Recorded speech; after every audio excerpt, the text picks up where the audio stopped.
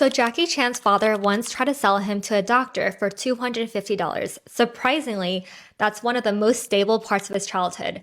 This is the story of how a refugee kid with no formal education became the most reckless action star alive. In 1954 Hong Kong, a boy named Chan Kong Sing, or in Cantonese famously known as Sing Long, was born to two refugees who fled the Chinese Civil War. His mom was a housekeeper and his dad was a cook at the French embassy. They were so broke that when the doctor bill arrived, his father offered to sell baby Jackie for $250. Friends lent him the money, so they decided to keep the baby. At age 6, his parents shipped him off to the China Drama Academy, a Peking Opera boarding school run by Master Yu Jim Yun, and one of the toughest schools around. Kids trained from before sunrise until past midnight. He did everything from martial arts, acrobatics, sword fighting, and singing, except gain an academic education. The school was merciless. If you messed up, you got hit with a cane. If you cried, you got hit harder. He actually stayed there for 10 years. You wouldn't believe who his best friends were.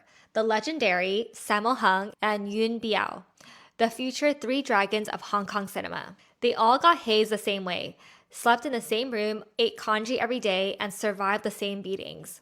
Fast forward to his Bruce Lee era. It was his first job out of school, and he was a stuntman. He worked on Bruce Lee's Fist of Fury, basically just getting kicked into walls. Then enter the dragon. He's a guard Bruce grabs by the hair and breaks the neck of. And get this is a verified story, by the way. During one take, Bruce accidentally hit him in the face with a stick so hard that Bruce was so horrified he stopped the cameras, hugged Jackie, apologized, and promised to put him in every future movie.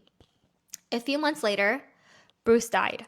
He was only 32. Every studio in Hong Kong scrambled to find the next Bruce Lee. They tried to recruit Jackie and even gave him the Bruce-style haircut. After seriously considering him and putting him in movie after movie, he completely fumbled the bag. So then he was 23, broke, and out of desperation signed every contract he could find.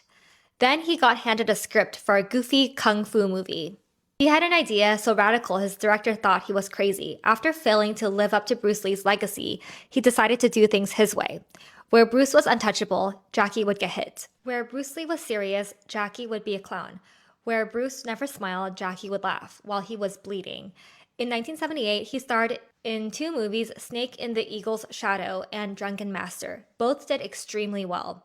He was only 24 when he invented kung fu comedy. However, because he decided to be his own stuntman and got hit on purpose, he almost got killed. And I'll be covering that in part 2, so stay tuned. So I need to start with this. There is an actual metal plate in Jackie Chan's skull from a stunt that went wrong.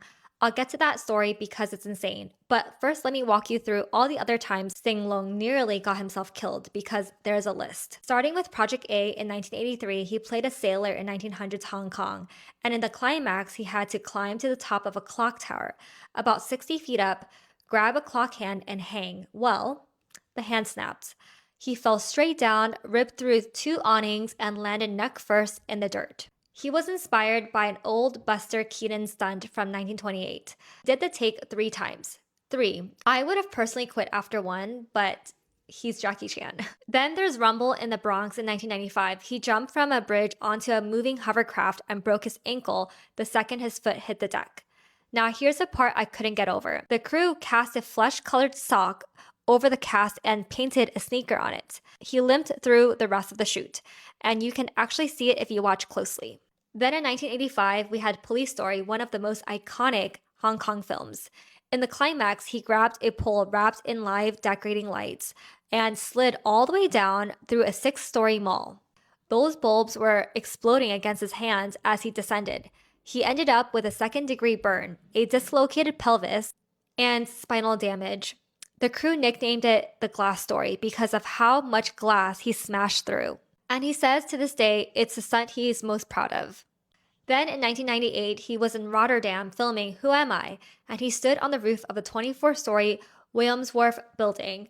He ran across the roof and slid down the slanted glass facade, 21 stories over 200 feet straight down.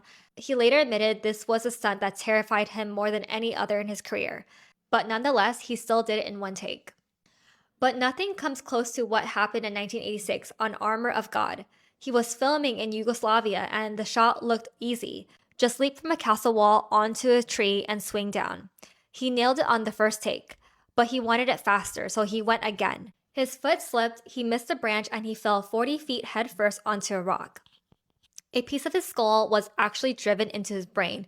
He bled from the nose, ears, and mouth.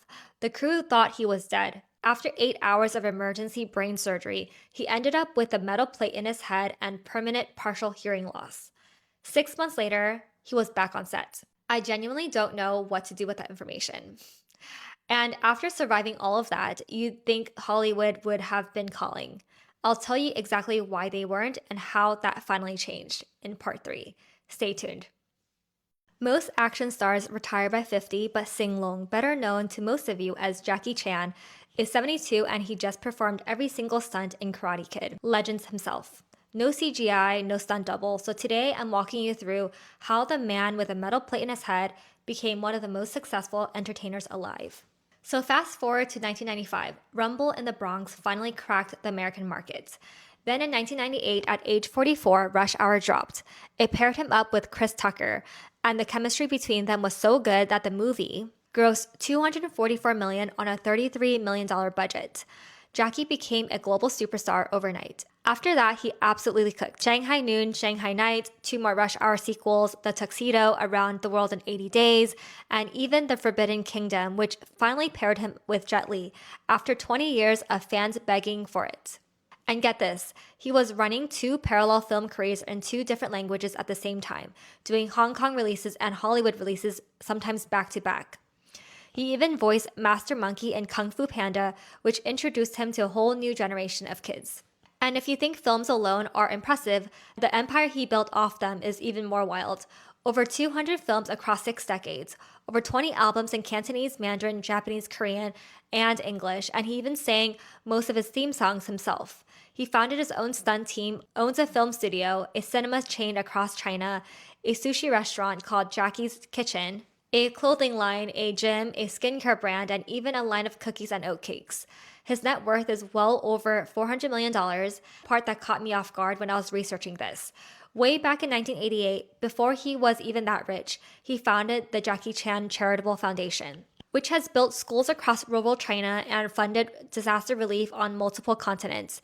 In 2004, UNICEF named him a Goodwill Ambassador, and on top of that, he has pledged to leave 100% of his fortune to charity when he dies. His son, JC, gets nothing. Jackie says he wants him to earn his own way. Then in 2016, the Academy handed him an honorary Oscar. He was the first Chinese actor in history to ever receive one. On stage, he held it up and cried, thanked his wife of 34 years. And today, he is 72, he just did every stunt in Karate Kid, Legends himself, and he has announced more films for 2026 and beyond. When someone finally asked him when he was going to stop, he said one word: never. Honestly, from being almost sold for $250 to winning an Oscar, I genuinely can't think of a better story than that. And that's the final video of the Jackie Chan series, and thank you so much for watching.